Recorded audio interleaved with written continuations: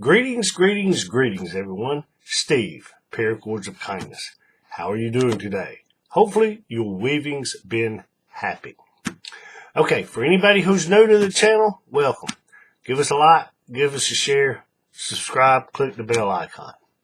I'll say this. Those who have been here before, you know this, you've heard this. But those who haven't, I'll say this. I am not a film maker. I do not have the best lighting, and I do not have the best camera. But what I do know how to do is make paracord bracelets, right? So I apologize in advance for the lighting. If things get out of frame, if the thing gets out of focus, I apologize. I'll also say this. On my channel, I like to give you things that your average paracord tutorial video may not give you. I've seen thousands of videos and they'll say, over here, under here, pull tight.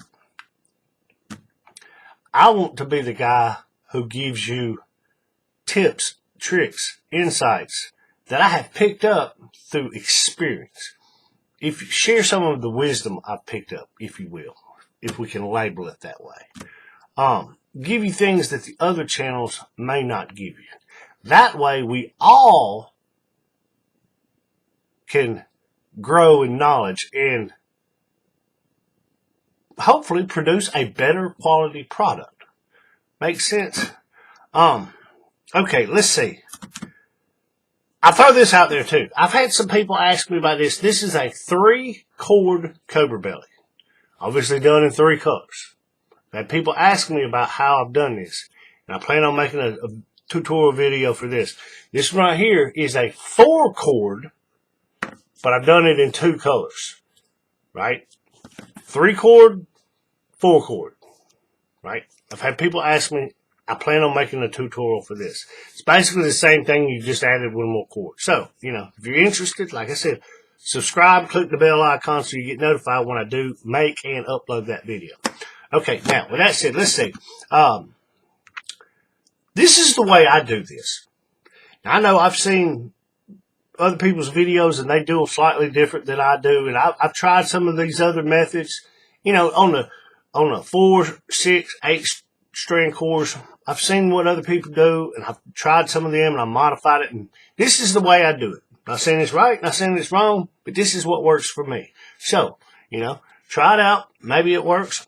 I like the sizing. That's what always comes down to me. What's the best configuration for the core strands in order to make the sizing simple? Make sense? Okay. Now, with that said, this is a 5/8 inch buckle. Here, I'll zoom in just a little bit so hopefully you can better see this. And obviously this is going to be too short for a bracelet, but I simply got it close enough so I can keep it all in frame, right? May not be a filmmaker, but I at least I understand. Let's try to keep things in frame. Okay, this is a standard 5/8 inch buckle. Or let me take that back. It's not a standard 5/8 inch buckle. This is a 5/8 inch buckle. And I'll tell you this, for those who don't know, when you see the sizes of buckles, 3/8 inch, 1/2 inch, 5/8 inch, 3/4 inch, whatever, what that measurement is, for those who don't know, what that measurement is the measurement of this slot. Right here, from one side of the slot to the other. Not the outside of the buckle. Not this running this way, not this way. It's the size. It's the space, if you will, in that slot. Right? Okay. Now, this buckle is I've seen them labeled as a large buckle. It's basically oversized compared to and it's a tactical buckle. If anybody, I've heard them called Cobra buckles and or tactical buckles. I just call it a tactical buckle. See? But you can see, here's like your standard 5/8 inch size buckle. And you can see the difference here. Let me hold this up. Maybe you can see it a little bit better right here. But you see how this one is just a bigger, beefier buckle. And it's also thicker. I know you probably can't see that very well on camera, but it is a thicker buckle, right? But they're still both 5/8 inch. Why? Because it measures the distance in that slot, the opening through the buckle. not the outside edges of the buckle, right? That's standard. So I know I've seen people ask that question. That's what's being measured, the slot, not the buckle itself. So hence why you can have a large 5/8 inch buckle and a standard size 5/8 inch buckle. Makes sense?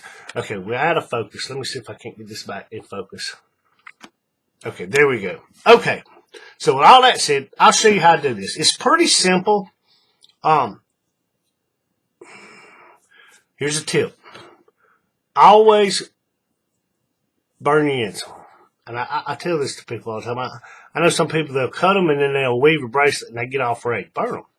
But when you go to burn them, melt it, get it hot, wait a second, and simply don't put much pressure, just pull it back. All you're doing is trying to taper that end down. And two things, make it sort of fit through the slot, because on a normal thing, on a buckle, the male side, which is this one down here, no wait, the female side, which is this one on the bottom, that slot's usually a little bit smaller than it is for the top one. Right? And that's the one you have trouble. So if you can get it through that one, most likely it's going to go through the top one. Also, when you set one of these up, run your fingers down it and make sure it doesn't have any little rough edges, snags, burrs, anything like that. That way, when you actually go to start weaving and you start pulling it through your core strands, this would not potentially snag on your core strands. Makes sense? Just little tips I've picked up. Okay, now, I know I talk, I ramble, but for those who've been here before, like I said, I like to try to explain things, just why I do things the way I do and stuff like that. That way, you know, it's not just over, under, pull tight. It's pull this way tight and pull that way tight. Okay, let's see. 4-strand core. Make sure I'm going to do this right. We're going to come in from underneath. Start at the top. We'll come from underneath both strands. Obviously, you find the middle. You find the two ends and you find the middle, right? We all know how to do that. But you come in from underneath, you go through the top of the slot, and the two cords right here, you just separate them, and you pull them back down through there, right? And then you pull just like that. Being mindful of the twist. I say that so many times to myself in my head, but on a video, I usually say it out loud. Be mindful of the twist. I always want to be mindful of the twist. Okay. We got that. We have one cow hitch at the top. Now the next one,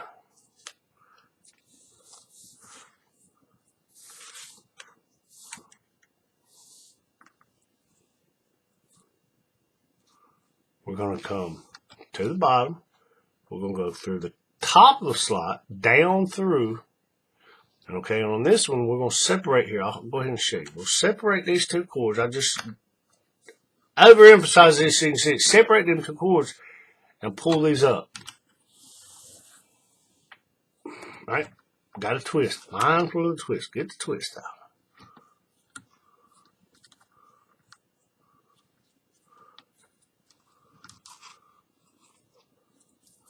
Okay, we see how I've done that? We went down through the top of the slot, we come back up, and we split it right there, and we come up through the middle. Alright? Now, we're going to separate these two cords. One on the left, or one on the right, one on the left. Got that? Okay, now this is the way I do this. Find the end of your cord, and you come from underneath through that slot. Right? And we pull it up. Now don't pull it too tight yet. I'm going to show you something. I'm going to show you the way I do this. Okay? Kind of leave that loop that's being formed. We kind of leave that loop there. Now we're going to do the same thing on the other side. Find the end of our cord.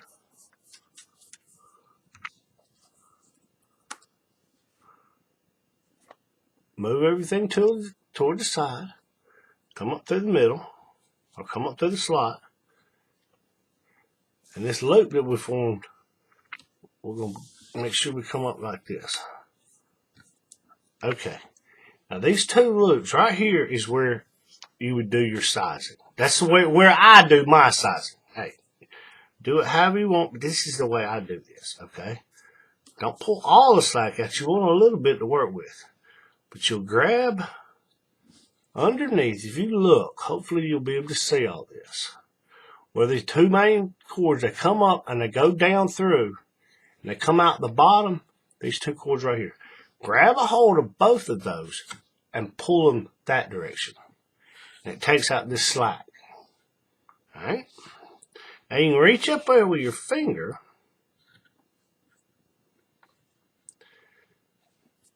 Well, let me do this first. You would reach up there, pull it, and this is where I would size the thing. And I know, I'll say this. I've made my jig. Obviously, most of you can tell that I have made this jig. But pretty much most jigs you buy, they have these measurements, increments down here. These are not for sizing a bracelet. I will repeat that. These are not for sizing a bracelet. That's not what these are for. I know people, that's not what these are for. Do not use these to size your bracelet. Why? Because your buckles are different sizes. And that throws this off. The way you size your bracelet is an independent measuring device, a ruler. And you measure from where the male end, which is the bottom part, this is the male end, this is the female end. You measure where these two meet, both at the top setup and the bottom setup. You measure where they meet. And what I do, this is the way I do it. I don't know what the measurement of this is. Like I said, I got it so short so I could get it all on camera. Let's see, what is that about? Looks like it's about almost 4.5 inches. Okay, let's do this for the sake of this. Say we want the bracelet to be, or not the bracelet, we want the measurement to be 4 3/4 inches. And we're set up right now at about 4.5 inches, right? So we're going to need a 1/4 inch into this, which is great. The way I do this, when I size one of these is, I already have this thing set up and measured just shorter than what I want it to actually be. I'll say that again. I usually have this measured out 1/4 inch shorter than what I want it to ultimately be. Not the length of the bracelet, but the measurement on the jig. There's a difference between the two, right? Okay, now it'll make sense in a minute why I say have it shorter, then you come back and adjust it. This way you'll have a tight weave, neat, clean, and tight, right? But you grab these two bottom, like I was saying, you grab these two bottom ones, and you pull them that way. And that tightens this up, these two strands. And then you can reach up here, after you kind of get it tight, and just kind of hold right here. Now keep it in place. Right?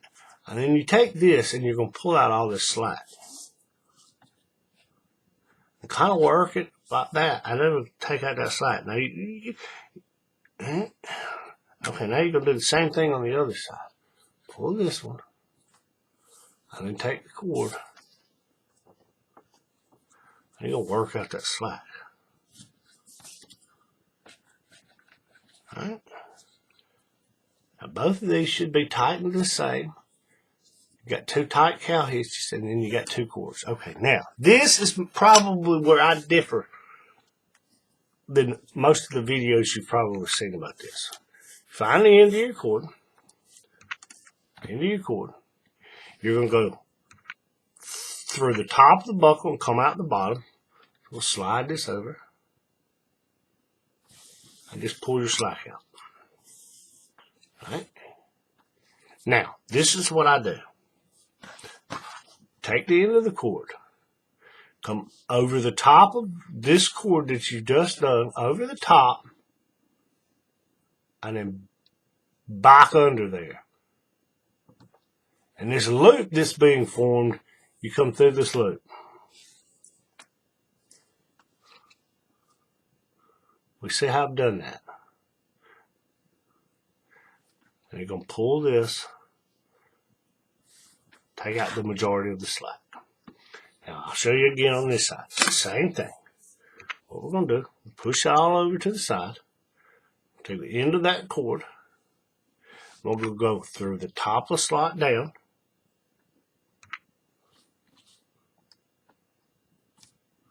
Right. Pull out the majority of the slack. Right. Okay. Now we're going to take this end. And we're going to go over the top of this cord right here. And we're going to go down through this slot. Does that make sense? Over the top. And then bop down through here. And this loop that's being formed over here, I know it's a very big loop down there, but you're going to go through that loop.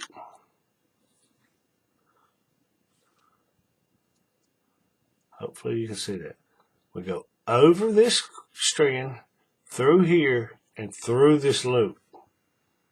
Uh-oh, got out of focus. All right, we pull it up. Okay, now, just like we did on the bottom where you grab the two cords and you pull them and it pulls everything tight, we do the same thing here. Where we go under here, where these two cords that come from the bottom, they go up and through the buckle, you're going to grab the back side of those, both of those, and you're going to pull them back towards you. And that's going to take the slack out of those two. And you'll reach up here like this and pinch it. Take the end and work it up. Kind of push it up with your thumb. I usually grab it with my hand and I'm pulling the cord that direction. Right? But I'm also rolling that little knot and pushing it up all at the same time. And that tightens that up and it kind of locks it into place. It'll make sense in a minute why. Right? And we'll do the same thing on the other side. Make sure that one's tight. And we hold it. And then we work out that slack. We push it up with our thumb. And we roll it. Right? Right? Now these are relatively tight. You can weave it right here from this position. But remember, this is shorter than what we want it to actually be. Remember? You measure it out just slightly shorter than what you want it to actually be. And here's why. I like things neat, clean, and tight. Like I said, it's tight enough you can weave on it right here. But I want mine tight. What this is going to do is going to tighten all these little hitches up and all this stuff up. And it's going to make for a tighter bracelet. Now, this is me. This is the way my jig's made. It's got a screw right here. You can't really see it very well right here. Okay? Now, underneath, this is the bolt, or the wing nut. On the bottom's a screw. Now, I flip this thing up on its side, and I take my screwdriver, and I'll loosen this thing up. And I'll grab the carriage, this whole part that slides, and I'll pull it toward me. Now, this is where these come into play. Right here. We measured it out at basically 4.5, and we want it to be 4 3/4, so we need to move 1/4 of an inch. That's where these come in. Does that make sense? Now, it's not always going to be right because you're going to have some give and all that. But I will put it up here, and the end of this piece that's running toward me, it's resting in my chest. Now, like I said, I've made this jig specifically for the way I use these things. Most jigs aren't made this way, but mine is. I take it, the end of this is resting in my chest, and I use it to hold it as I pull this, and I put tension. If you listen, you will probably hear this thing creak and groan under the pressure I put on it, because I like them neat, clean, and tight. But you take it, and you pull it, I pull it toward me. You hear it creaking, and I'm holding this. There's tension. I'm holding this. I reach down here with a screwdriver, but you can't see, and I tighten that up. Tighten that back up. See, there's a screw right there. Now, that's tight. You see what I'm saying? Now we'll measure it again. to see what we've got. Now let me look at it. I'm going to hold this up so I can see what I've got it measured at. Yep. That's sitting right at 4 3/4 inches, which is what we wanted. Like I said, we're measuring from right here where these two meet to where they meet right down here. And now you have a tight core. Hopefully that makes sense. That's the way I do this. Now, like I say, everybody does it differently. I've seen videos doing it differently, but this is the way I do it. It works best for me because of the way I have my jig set up and the way I tighten it. Right? Now, these two little knots I did right here at the end, I do that on most of my setups. The reason is it locks that into place, and when you start putting tension on it, all it does is tighten these knots up, and it doesn't cause the cords to slip back up through there. So it keeps these outer strands tight, and then these inner strands are already, they can't slip because of the cow hitches. Does that make sense? But that's how I do it. Hopefully that helped. Like I said, take it, leave it, adapt it, use it. You know I've had people ask me how I do certain things, and I take it as a compliment. People ask me how I do things. That tells me that they appreciate my work, they like my work, and I take those things as compliments. So for that I say thank you. But I'll end this one like I end them all. Keep it neat, keep it clean, and keep it tight. Happy weaving, folks.